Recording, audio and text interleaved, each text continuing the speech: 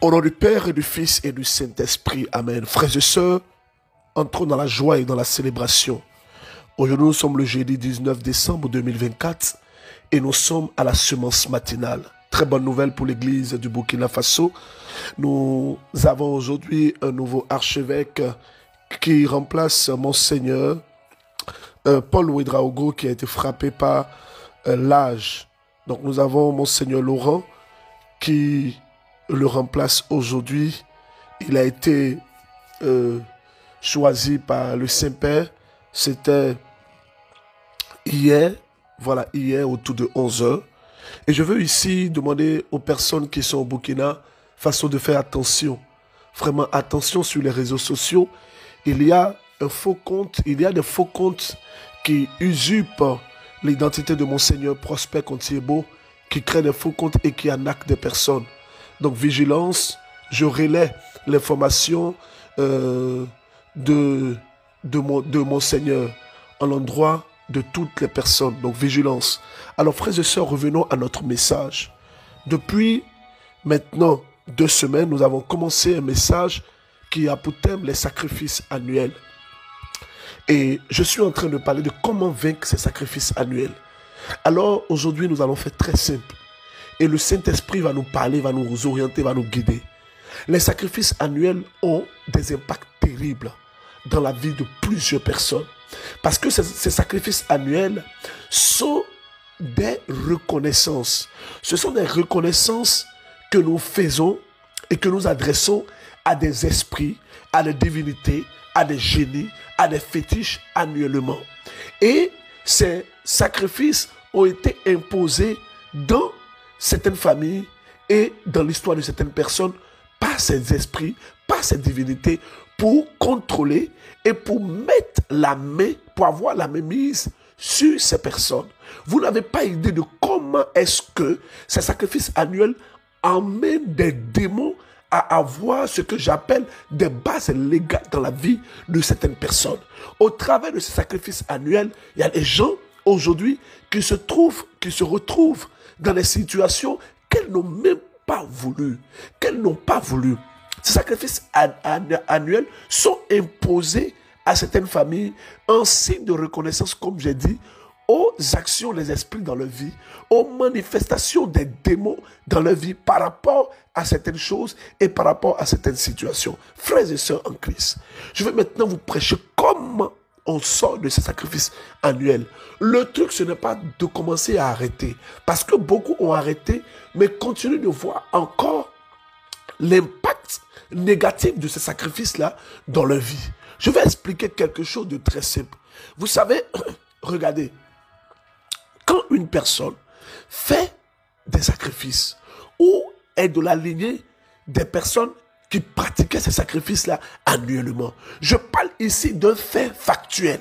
Je parle ici d'un fait probant que nous avons vu, que nous avons constaté dans certaines familles, dans certaines régions, dans certaines vies, dans certaines formes d'attitude qui portent à croire que ces personnes sont sous l'influence de ces esprits. Plus simple. Il y a comme ça, chaque année, des personnes, comme je l'ai dit, qui vont dans des fêtes dites fêtes de réjouissance au village. Et quand ces personnes-là, elles vont au village, qu'est-ce qui se passe?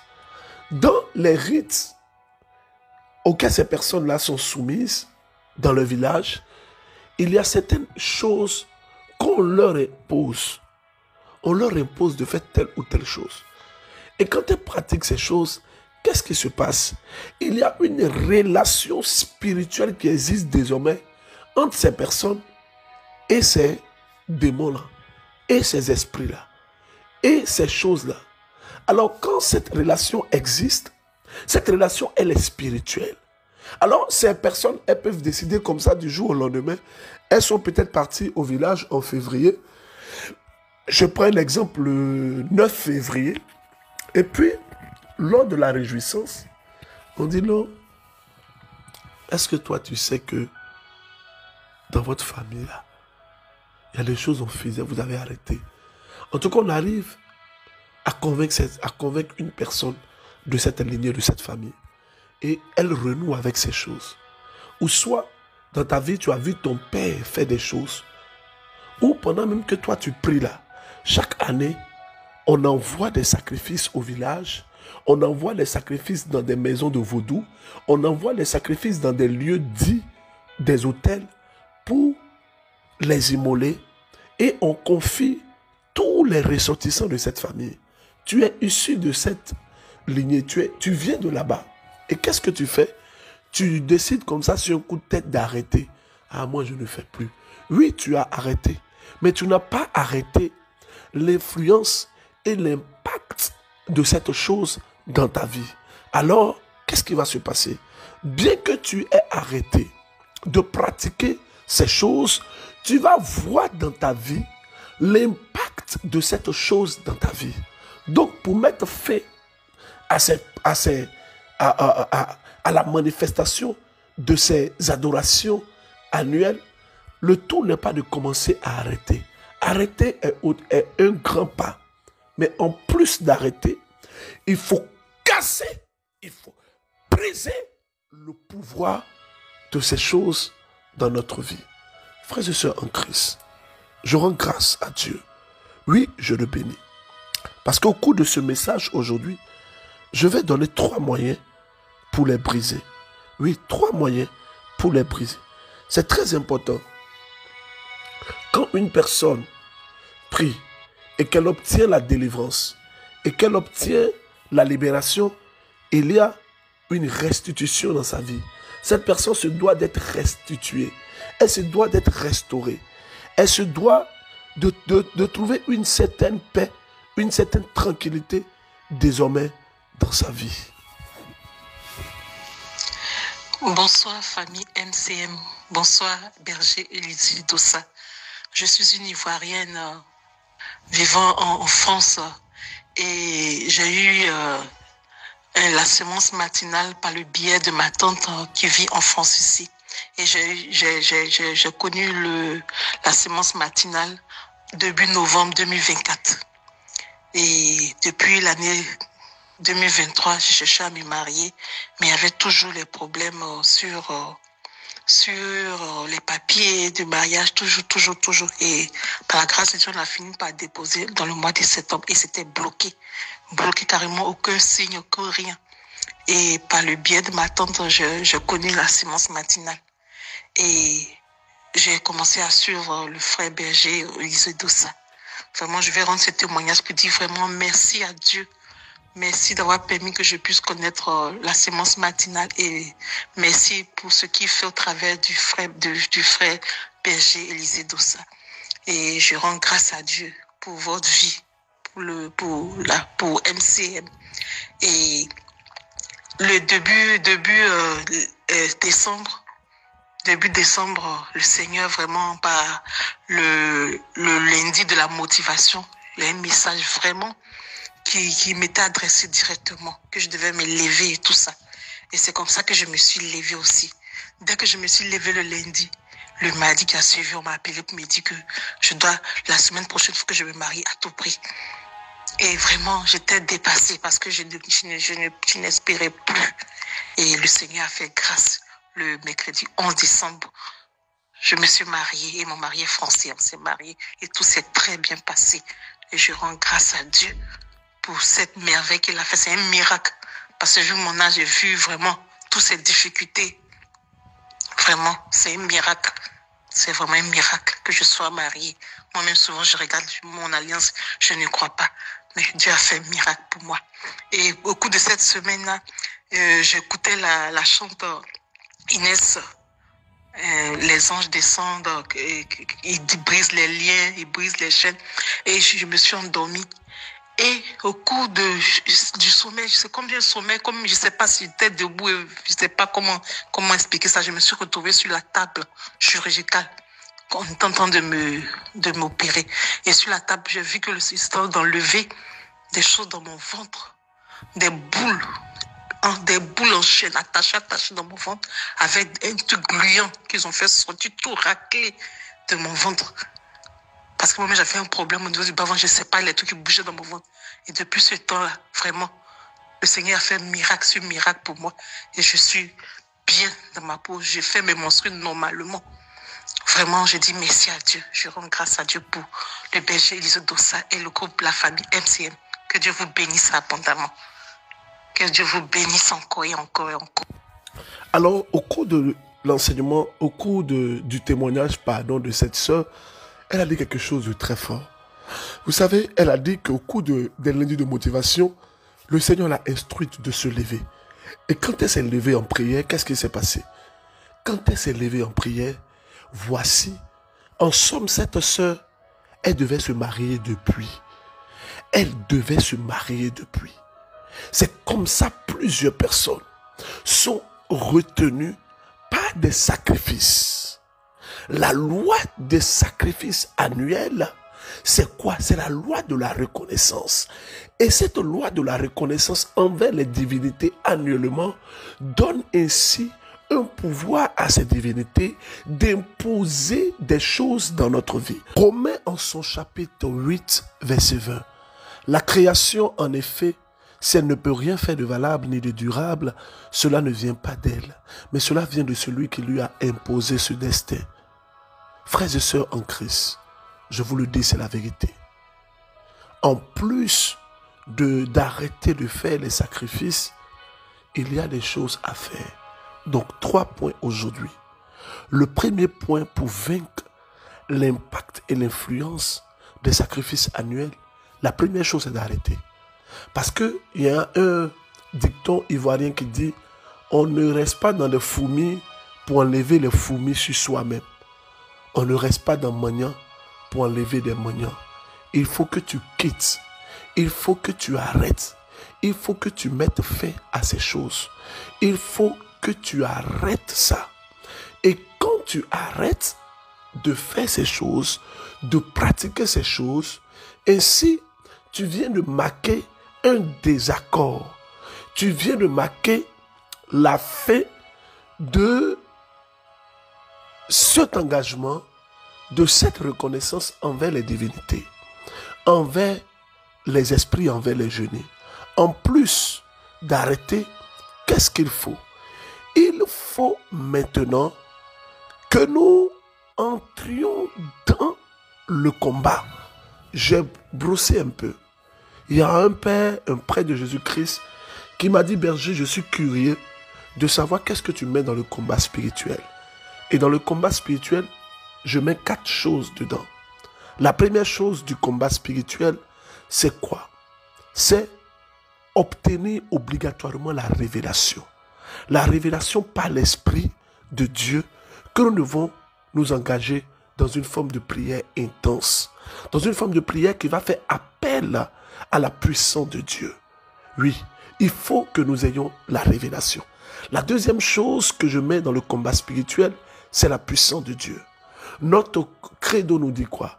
Je crois en Dieu le Père Tout-Puissant. Je crois en Dieu le Père Tout-Puissant. Alors il s'agira de demander la puissance de Dieu afin d'anéantir le pouvoir de ces choses dans notre vie. Ce que je mets dans le combat spirituel, c'est la troisième chose. La troisième chose, c'est faire appel au sacrement. Faire appel au sacrement. Le sacrement des sacrements, c'est l'Eucharistie. Et la quatrième chose, c'est ce que j'appelle les âmes pour le combat spirituel. Pour les âmes, pour le combat spirituel, il y a le sang de Jésus. Je vous invite à prier avec la litanie du précieux sang de Jésus.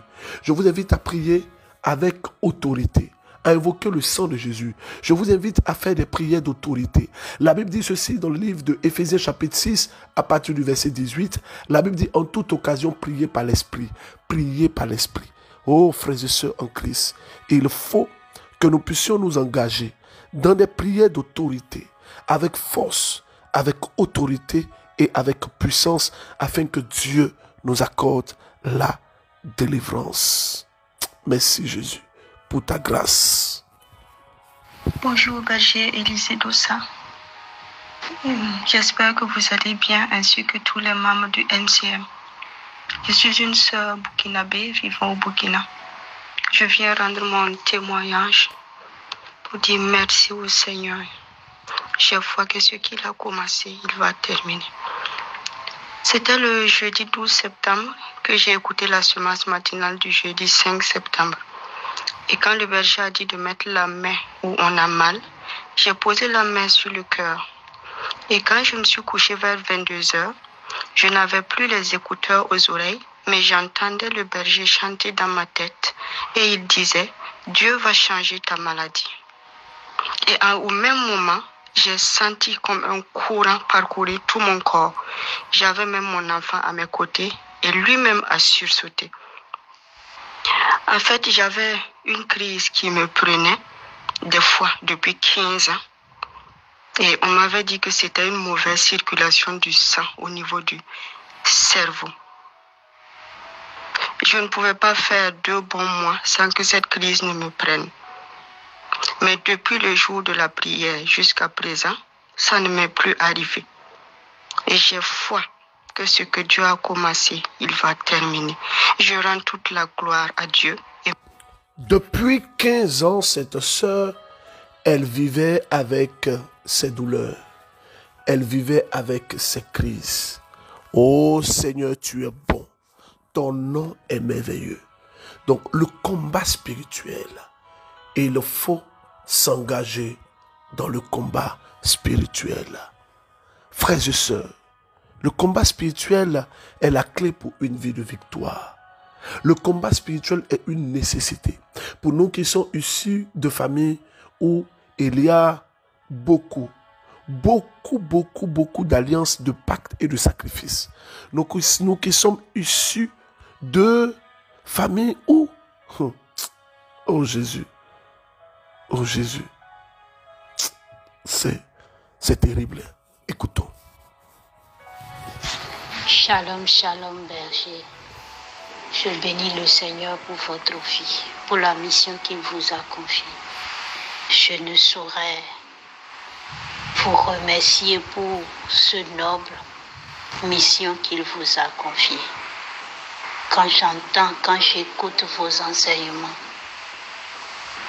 ça m'édifie, ça apporte beaucoup de réflexion dans ma vie.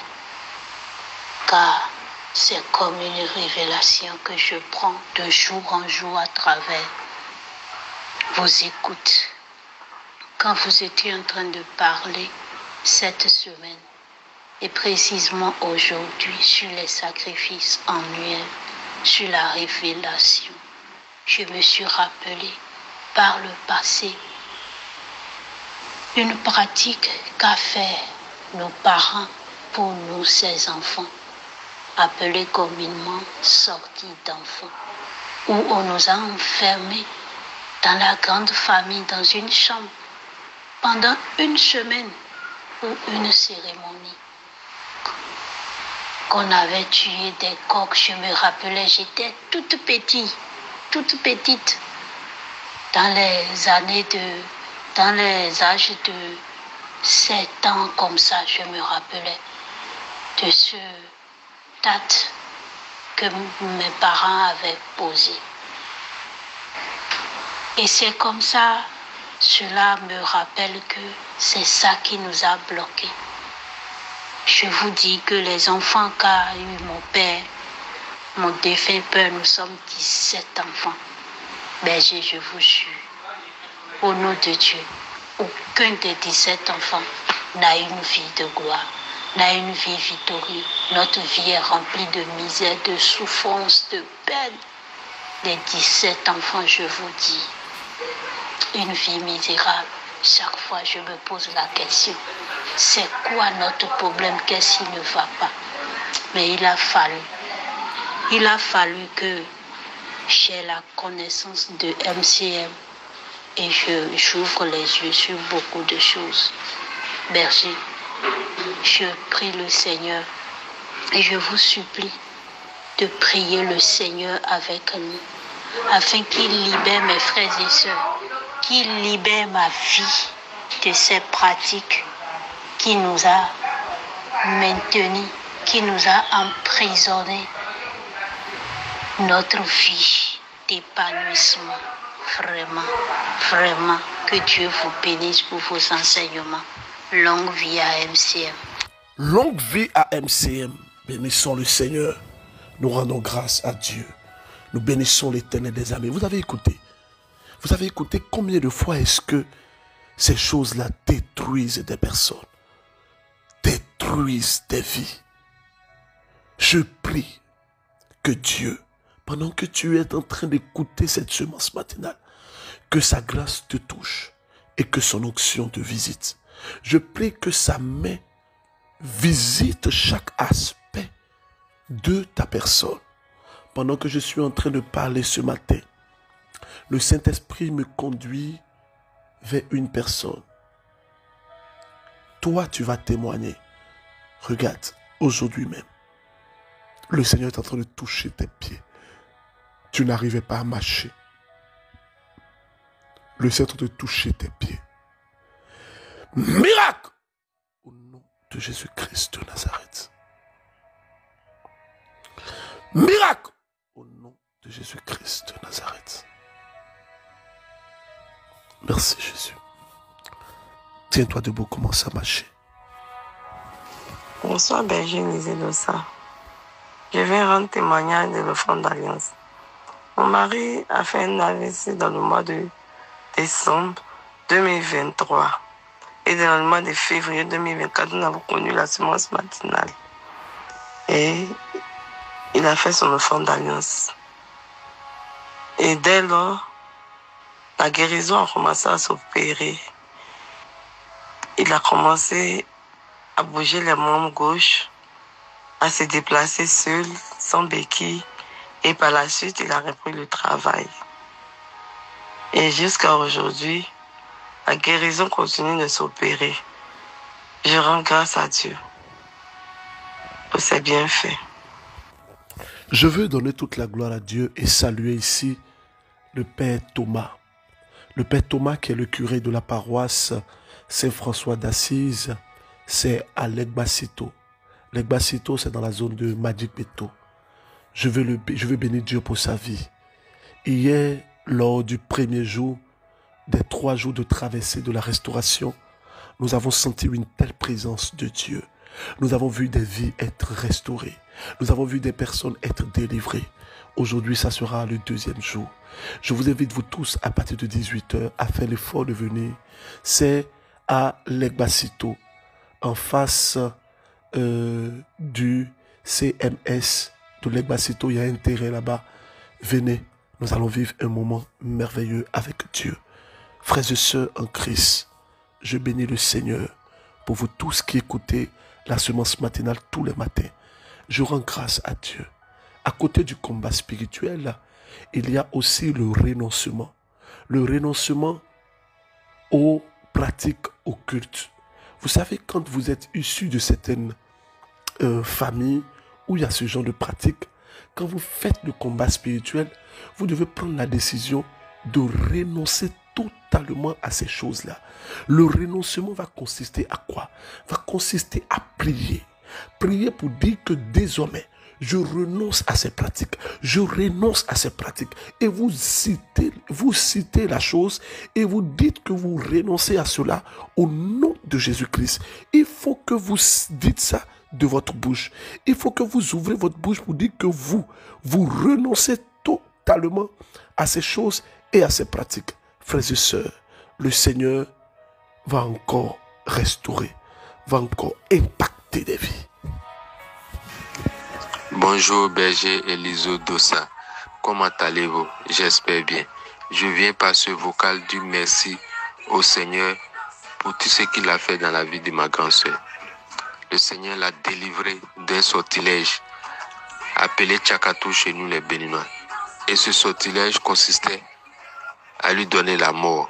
Oh, mais le Dieu Tout-Puissant a frappé fort. Rien n'est impossible à Dieu. Seigneur, merci. Merci pour tous tes bienfaits. Honneur à toi, gloire à toi, magnificence à toi, Seigneur Jésus. Oh Seigneur, tu es le Dieu Tout-Puissant. Merci pour tout. Merci pour tout, Seigneur. Merci pour tous tes bienfaits. Oh Seigneur, merci. Merci pour la vie. Merci Seigneur. Le Saint-Esprit est en train de parler à des personnes qui doivent se rendre dans le village en cette fin d'année-là. Et chaque fois que vous partez, il y a des choses que vous faites. Vous ne comprenez pas, mais vous les faites. Le Saint-Esprit est en train de vous mettre en garde. Ne faites pas ça. Ne faites pas ça. Ne faites pas ça. Ne faites pas ça. Bonjour famille MCN. Je vous appelle précisément à Samba. Je viens vous demander à dire merci à la famille, la Sainte Famille. Merci de ma part pour tout ce qu'il a fait et que tout ce qu'il a entendu de protéger pour moi. Mon mari était malade en temps, je vous avais appelé de prier pour moi. Il était paralysé. Effectivement, vous avez prié, mais j'ai mis prière inspirée, acte 2 et acte 1. Et la déclaration, ça va, il part au travail, il peut marcher. Le lundi à côté, c'est ma fille qui la machine qui pompe les motos là. C'est ça qui est tombé sur elle. Mais le lendemain et la nuit, j'ai mis la prière inspirée, acte 1, acte 2, et puis la déclaration. Et je me suis mis vers les 5 heures pour aller à la messe. Et j'ai dit à la Sainte Famille de Nazareth, je vais partir à la messe. Et mon retour, je veux que ma fille n'a qu'à marcher. Elle a 2 ans et demi. Je viens vous dire de m'aider à dire merci à Dieu.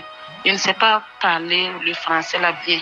J'ai demandé à ma soeur de m'accompagner et m'aider à envoyer ce message.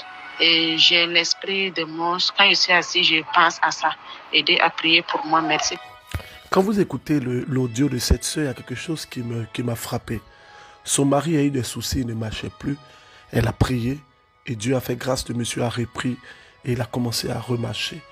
Sa fille de 2 ans a fait un accident. Nous sommes en fin d'année. Je ne vais pas créer la psychose ou la peur. Non. Mais en fin d'année, vous savez qu'il y a beaucoup de choses qui se passent. Donc je vais vous inviter vraiment à demeurer dans la prière, à demeurer dans l'action de grâce.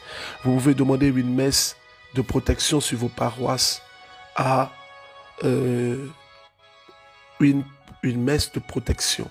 En cette fin d'année, beaucoup de choses se passent. Je bénis le Seigneur, je donne toute la gloire à Dieu. Frères et sœurs, je vais terminer. Je vais terminer pour dire à toutes les personnes qui m'écoutent depuis la Côte d'Ivoire, le 10 janvier, ça sera unique et ça sera phénoménal. La nuit du changement. Préparez-vous. Préparez-vous. Je me rappelle de cette sœur qui était à notre dernière nuit de changement qui se trouve actuellement au Canada. Ce témoignage est passé. Vous avez même vu des photos de ses passeports. C'est merveilleux. Elle et toute sa famille. Personne ne espérait. Personne encore ne pouvait croire que Dieu pouvait faire. Mais Dieu l'a fait. Il est le Dieu fidèle. Je vous invite à méditer le livre de la Genèse en son chapitre 27. Et la question que je veux poser aujourd'hui, donnez-moi le nom des 12 fils de Jacob. Oui, les 12 fils de Jacob, donnez-moi leur nom par ordre de naissance. Par ordre de naissance. N'oubliez pas que les 12 tribus d'Israël ont un rapport avec ces 12 fils-là. Que le Seigneur notre Dieu nous bénisse, que sa grâce nous assiste et que son onction nous accompagne. Que la Vierge Marie, par son intercession, prie pour nous. Et moi, je vous demande toujours de prier pour nous. N'oubliez jamais que le Seigneur notre Dieu est fidèle. Il est fidèle. Même si vous ne voyez rien, il travaille dans le silence de notre vie. C'est pourquoi je t'invite à écrire semence matinale. Le Seigneur travaille dans le silence de ma vie. Mets ça sur ton statut WhatsApp, s'il te plaît. Semence matinale 2 points. Le Seigneur travaille dans le silence de ma vie. Je vous souhaite une très très bonne journée. Et pour les personnes qui sont au Togo, on va se dire Ezande Akbenamao, au nom du Père et du Fils et du Saint-Esprit. Amen.